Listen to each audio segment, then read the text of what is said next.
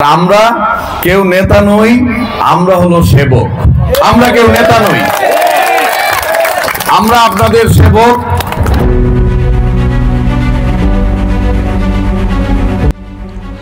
নারায়ণগঞ্জ জেলা বিএনপির আহ্বায়ক এবং বিএনপির কেন্দ্রীয় নির্বাহী কমিটির সদস্য অধ্যাপক মামুন মাহমুদ আজ সিদ্ধিরগঞ্জের ৮ নম্বর ওয়ার্ডে বিএনপির ভারপ্রাপ্ত চেয়ারম্যান জনাব তারেক রহমান ঘোষিত ৩১ দফা কর্মসূচি নিয়ে গণসংযোগ ও উঠান বৈঠক করেন।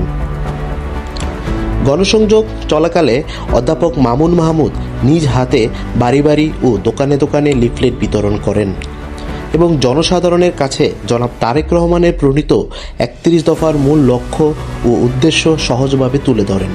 তিনি বলেন, এই ৩১ দফা দেশের উন্নয়ন, জনগণের কল্যাণ এবং সুশাসন প্রতিষ্ঠার এক বাস্তব কর্মপরিকল্পনা। এলাকাবাসী তাকে উষ্ণ অভ্যর্থনা জানান। উঠান বৈঠকে নারী সহ বিভিন্ন শ্রেণী পেশার মানুষের উপস্থিতি ছিল চোখে পড়ার মতো। অধ্যাপক মামুন মাহমুদ এ সময় জনগণের প্রতি আহ্বান জানান, আসন্ন জাতীয় নির্বাচনে পরিবর্তনের প্রতীক ধানের শীষের পক্ষে ভোট দেওয়ার জন্য।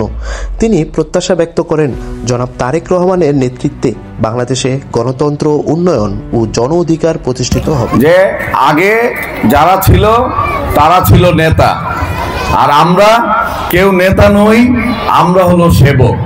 আমরা কেউ নেতা নই, আমরা আপনাদের সেবক।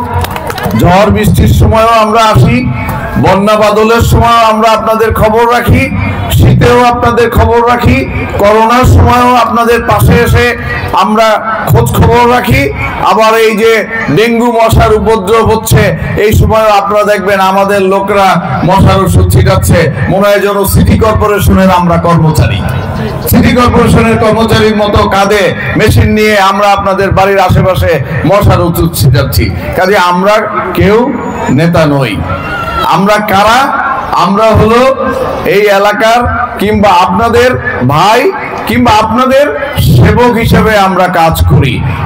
আমাদেরকে বলা হয়েছে কোনো নেতাগিরি চলবে না, সেবকগিরি করতে হবে। সেবকগিরি, যে কোনো মানুষের কাছে গিয়ে তার বিপদ আপদ আসান, মুশকিলগুলো আসান করতে হবে। আমরা এহসানের জন্য, আমরা যারা রয়েছি, আমরা আপনাদের জন্য এহসান স্বরূপ হতে চাই। আমরা আপনাদের জন্য আপদ হতে চাই না।